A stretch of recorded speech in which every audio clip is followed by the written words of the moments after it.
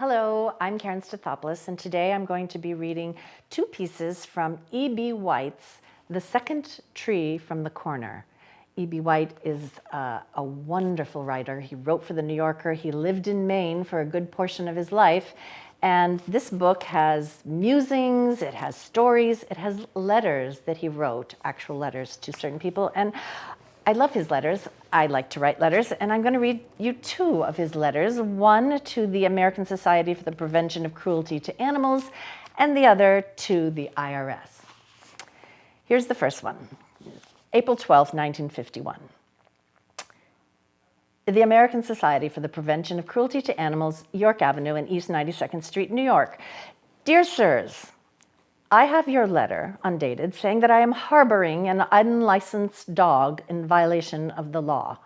If by harboring you mean getting up 2 or 3 times every night to pull Minnie's blanket up over her, I am harboring a dog, all right. The blanket keeps slipping off. I suppose you are wondering by now why I don't get her a sweater instead. That's a joke on you. She has a knitted sweater, but she doesn't like to wear it for sleeping. Her legs are so short, they work out of the sweater, and her toenails get caught in the mesh, and this disturbs her rest. If Minnie doesn't get her rest, she feels it right away. I do myself, and of course with this night duty of mine, the way the blanket slips and all, I haven't had any real rest in years. Minnie is 12. In spite of what your inspector reported, she has a license. She is licensed in the state of Maine. She wears her metal license tag, but I must say I don't particularly care for it, as it is in the shape of a hydrant, which seems to me a feeble gag, besides being pointless in the case of a female. It is hard to believe that any state in the Union would circulate a gag like that and make people pay money for it, but Maine is always thinking of something. Maine puts up roadside crosses along the highways to mark the spots where people have lost their lives in motor accidents, so the highways are beginning to take on the appearance of a cemetery, and motoring in Maine has become a solemn experience when one thinks mostly about death. I was driving along a road near Kittery the other day, thinking about death and all of a sudden, I heard the spring peepers. That changed me right away, and I suddenly thought about life. It was the nicest feeling. You asked about Minnie's name, sex, breed, and phone number. She doesn't answer the phone. She's a dachshund and can't reach it, but she wouldn't answer it even if she could, as she has no interest in outside calls. I did have a dachshund once, a male, who was interested in the telephone and who got a great many calls, but Fred was an exceptional dog. His name was Fred. And I can't think of anything offhand that he wasn't interested in. The telephone was only one of 1,000 things. He loved life. That is, he loved life, if by life you mean trouble. And of course, the phone is almost synonymous with trouble. Minnie loves life too, but her idea of life is a warm bed, preferably with an electric pad, and a friend in bed with her, and plenty of shut-eye night and day. She's almost 12.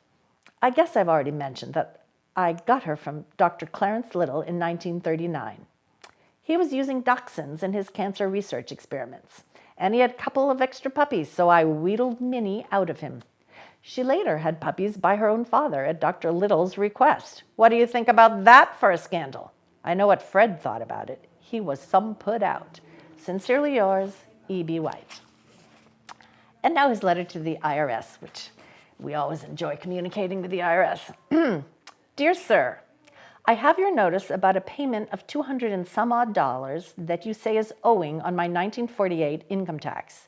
You say a warrant has been issued for the seizure and sale of my place in Maine. But I don't know as you realize how awkward that would be right at this time, because in the same mail, I also received a notice from the Society for Prevention of Cruelty to Animals here in New York, taking me to task for harboring an unlicensed dog in my apartment. And I have written them saying that Minnie is licensed in Maine. But if you seize and sell my place, it is going to make me look pretty silly with the society, isn't it? Why would I license a dog in Maine, they will say, if I don't live there? I think it is a fair question. I have written the society, but purposely did not mention the warrant of seizure and sale. I didn't want to mix them up, and it might have sounded like just some sort of cock and bull story. I have always paid my taxes promptly, and the society would think I was kidding or something. Anyway, the way the situation shapes up is this. I am being accused in New York State of dodging my dog tax and accused in Maine of being behind in my federal tax. And I believe I'm going to have to rearrange my life somehow or other so that everything can be brought together all in one state. Maybe Delaware or some state like that, as it is too confusing for everybody this way. Minnie, who is very sensitive to my moods, knows there is something wrong and that I feel terrible. And now she feels terrible. The other day, it was the funniest thing. I was packing a suitcase for a trip home to Maine, and the suitcase was lying open on the floor, and when I wasn't looking, she went and got in and lay down. Don't you think that was cute?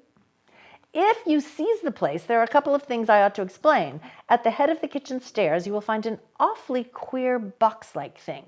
I don't want you to get a false idea about it, as it looks like a coffin, only it has a partition inside and two small doors on one side. I don't suppose there is another box like it in the entire world. I built it myself. I made it many years ago as a dormitory for two snug-haired dachshunds, both of whom suffered from night chill. Night chill is the most prevalent dachshund disorder, if you've never had one. Both these dogs, as a matter of fact, have rheumatoid tendencies, as well as a great many other tendencies, especially Fred. He's dead, damn it. I would feel a lot better this morning if I could just see Fred's face, as he would know instantly that I was in trouble with the authorities and would be all over the place hamming it up. He was something. About the tax money. It was an oversight or mix-up. Your notice says that the first notice was sent last summer.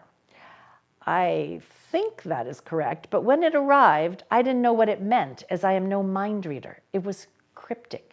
So I sent it to a lawyer, fool fashion, and asked him if he knew what it meant. I asked him if it was a tax bill and shouldn't I pay it? And he wrote back and said, no, it isn't a tax bill. He advised me to wait till I got a bill and then pay it. Well, that was all right, but I was building a small hen house at the time, and when I get building something with my own hands, I lose all sense of time and place. I don't even show up for meals. Give me some tools and some secondhand lumber, and I get completely absorbed in what I'm doing. The first thing I knew, the summer was gone, and the fall was gone, and it was winter. The lawyer must have been building something too, because I never heard another word from him.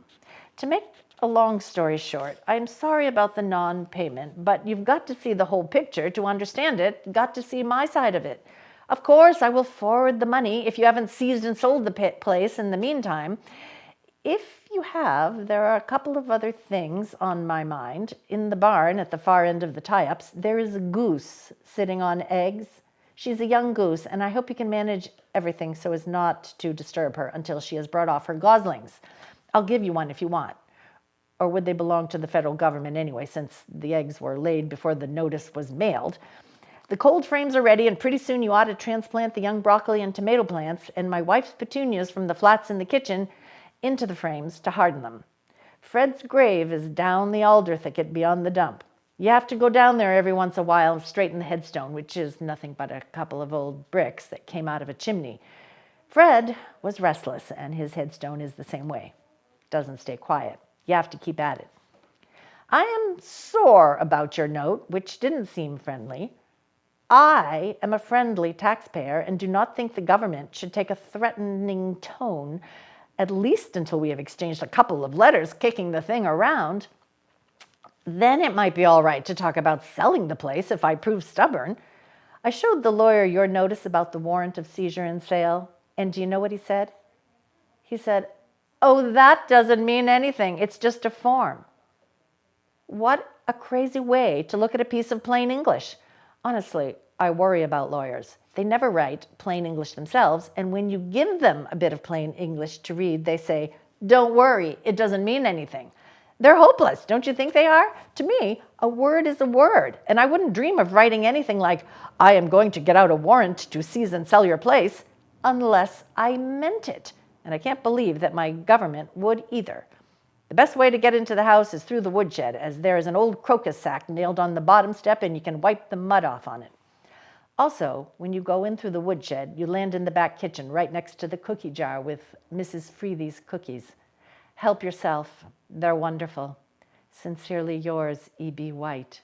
Wouldn't you think the IRS would love to get a letter like that?